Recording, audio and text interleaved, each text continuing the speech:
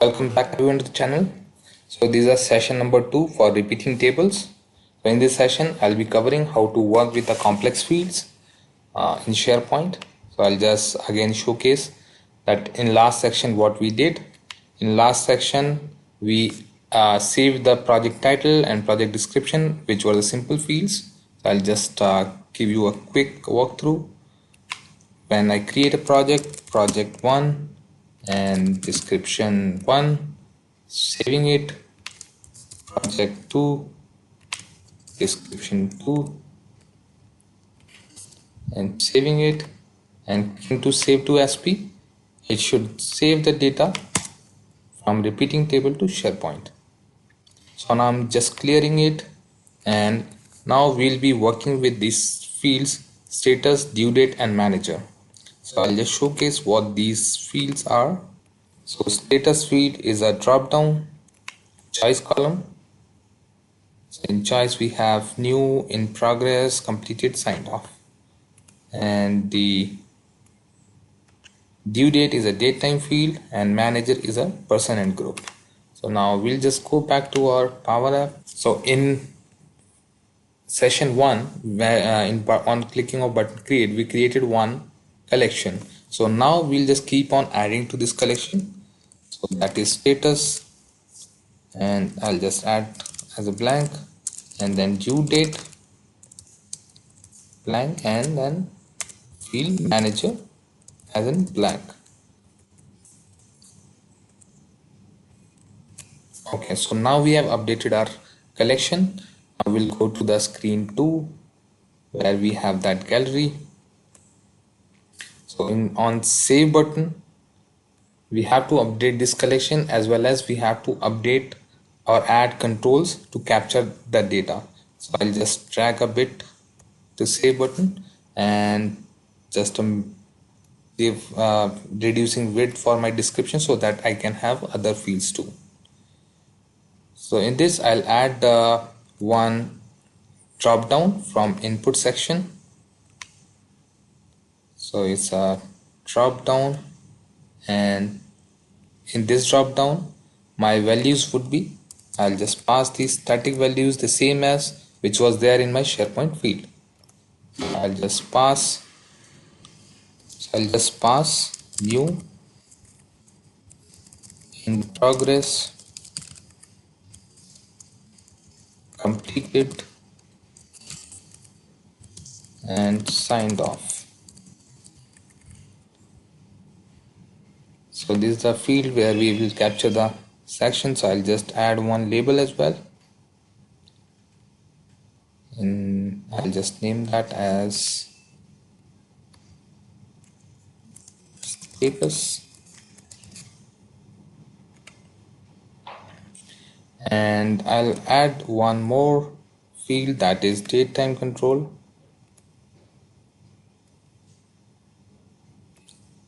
And this date time control will be saving the data to our due date field in SharePoint,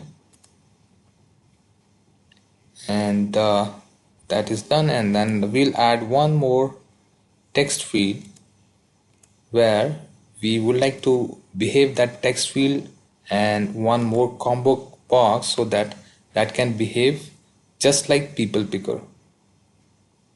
So I'll just combine these so that it can be looked like a people picker, where person can keep typing name over in this text, and then search can happen within O365 users within this combo box. So for this combo box I need to bind one new data source. So I have to go to the view section. Under data source I need to find out Office users connector, clicking it, adding it. It will add the data source to our project. So this combo box I'll bind with Office 365 users, and if you can see under items it's taking all these users dot search users. So I'll pass this text box as in search for this combo box. So this text box is text box number 3. So I just add this text box text input read.txt and search expression. Okay, so I need to do as an expression, and then top it should search under, let's say, 100. So this is how we can pass the input value to this text box, which can be passed to combo box to just behave like a people picker. So to just make it more intuitive, you can add one text the search icon, so that it can be easily identified that it's a. So now we can easily make out that it's a text box where which would be used to search something, and the person would be coming up over here in combo box. So I'm just clicking save. Now I'll go back to my save icon so that I can update the collection. So I'll keep adding in front of my existing collection. So one is due date, status, and in the status I'll pass on the value of dropdown one dot selected dot value in due date.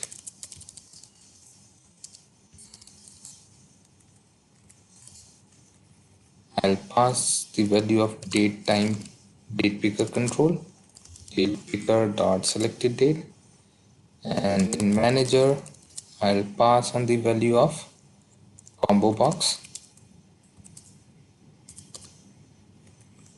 dot selected dot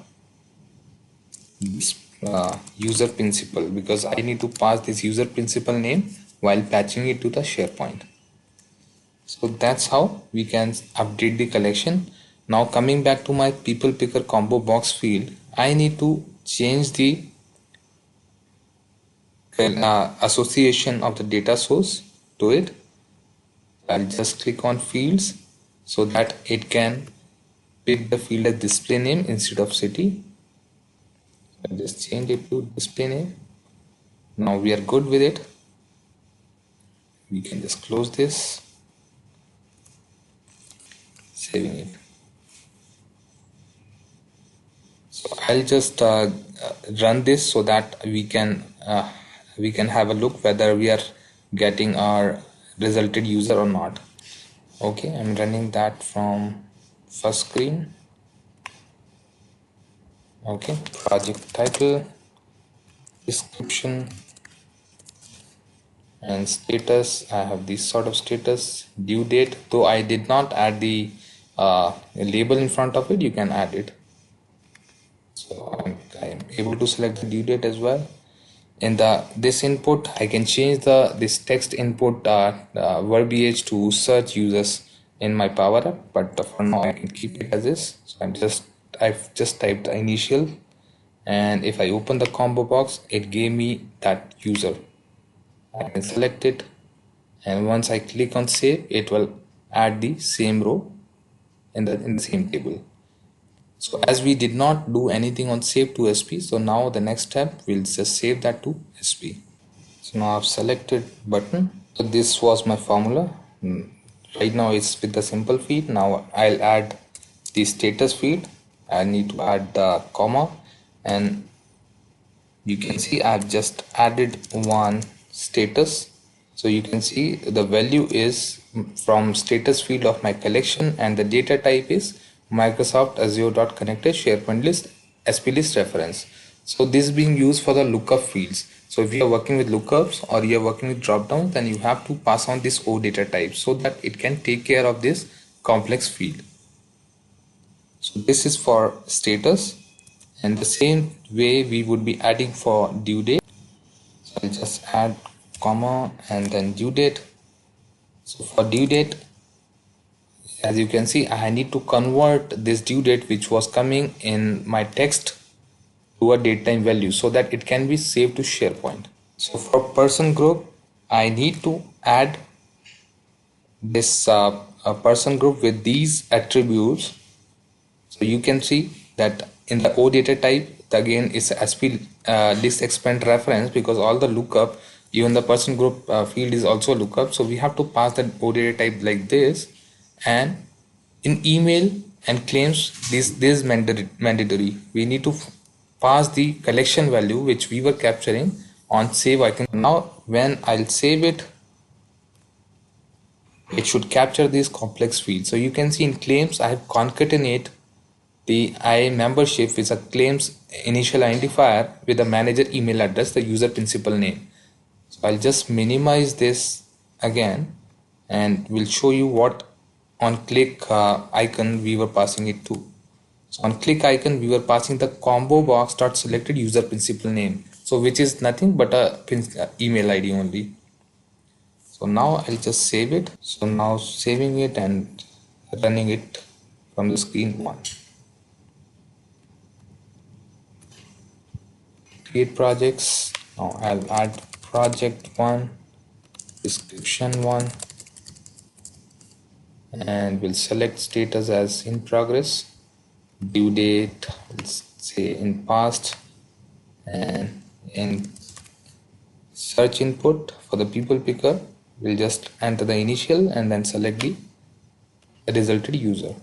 And when I click save, it will add up one new row. So now I'm going to click on save to SP and we'll go back to my list just to look at whether it saved the data or not. So my data project one got saved. We have all the fields: project one, description, status as in progress, due date, and as well as the manager field, which is a people picker. So I hope you got the how to work with the complex fields: status, the drop down, due dates, and manager. So the same way you can work with the lookup fields, which is referencing the some list externally. You can just pass on the OData value type as an SP list reference, and then that will do the magic for you.